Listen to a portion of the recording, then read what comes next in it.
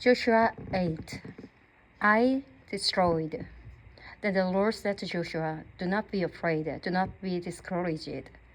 Take the whole army with you and go up and attack Ai. For I have delivered into your hands the king of Ai, his people, his city, and his land.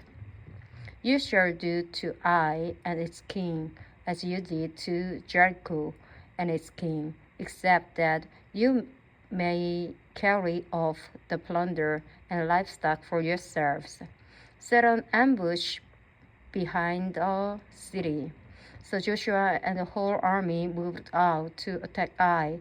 He chose 30,000 of his best fighting men, and sent them out at night with these orders: "Listen carefully. You are to set an ambush behind the city.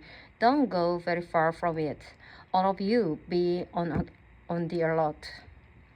I and all those with me will advance on the city, and when the men come out against us, as they did before, we will flee from them. They will pursue us until we have lured them away from the city, for they will say, 'They are running away from us,' as they did before. So when we flee from them, you are to rise up from ambush and take the city. The Lord your God will give it into your hand. When you have taken the city, set it on fire.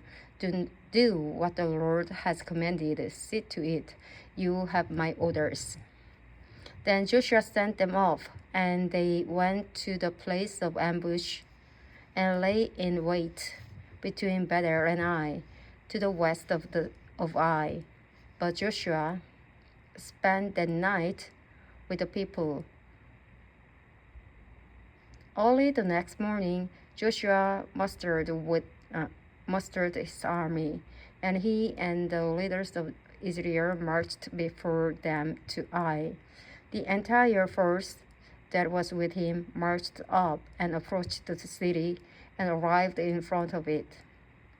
They set up camp north of Ai, with the valley between them and the city. Joshua had taken about 5,000 men and set them in ambush between Bethel and Ai, to the west of the city. So the soldiers took up their positions with the men camp to the north of the city and the ambush to the west of it. The night Joshua went into the valley. When the king of Ai saw this, he and all the men of the city hurried out early in the morning to meet Israel in battle at a certain place overlooking the Arabah. But he did not know that an ambush had been set against him behind the city. Joshua and all Israel let themselves be driven back from before them, and they fled toward the wilderness. All the men of Ai were called to pursue them, and they pursued Joshua and were lured away from the city.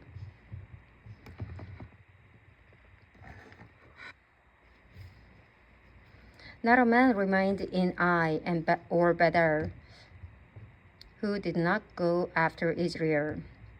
They left the city open and went in pursuit of Israel.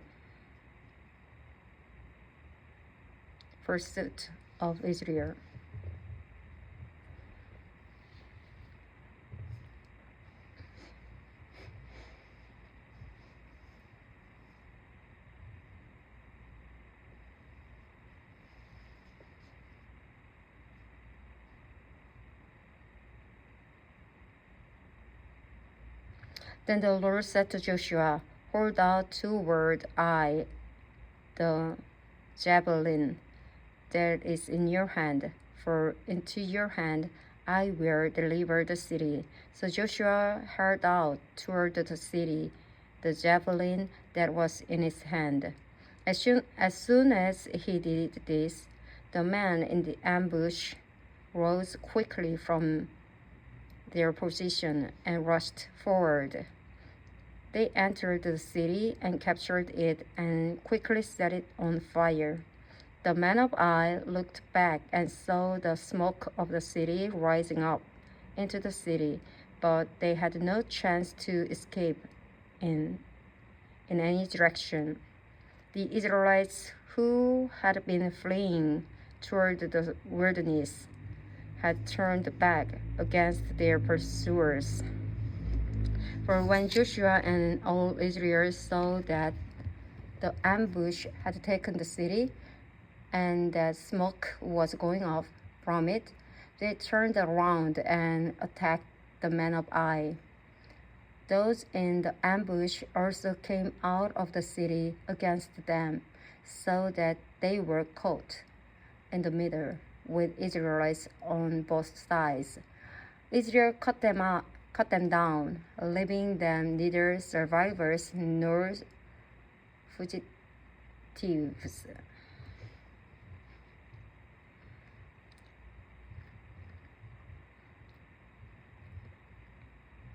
But they took the king of Ai alive and brought him to Joshua. When Israel had finished killing all the men of Ai in the fields and in the wilderness where they had chased them, and when every one of them had been put to the sword, all the Israelites returned to Ai and killed those who were in it. 12,000 men and women fell that day, all the people of Ai. For Joshua did not draw back the hand that held out his javelin until he had destroyed all who lived in Ai. But Israel did carry off for themselves the livestock and plunder of this city, as the Lord had instructed Joshua. So Joshua burned Ai and made it a permanent heap of ruins, a desolate place to this day. He impaled the body of the king of Ai on a pole and left it there until evening. At sunset, Joshua ordered them to take the body from the pole and throw it down at the entrance of the city gate. And they raised a large pile of rocks over it, which remains to this day. The covenant renewed at Mount Ebal. Then Joshua built on Mount Ebal an altar to the Lord, the God of Israel, as Moses, the servant of the Lord, had commanded the Israelites. He built it according to what is written in the book of the law of Moses, an altar of uncut stones, on which no iron tool had been used. On it, they offered to the Lord burnt offerings and sacrificed fellowship offerings.